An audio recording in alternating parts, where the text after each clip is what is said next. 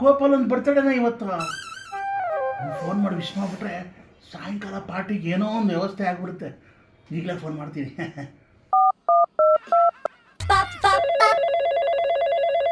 Gopala, happy birthday to you.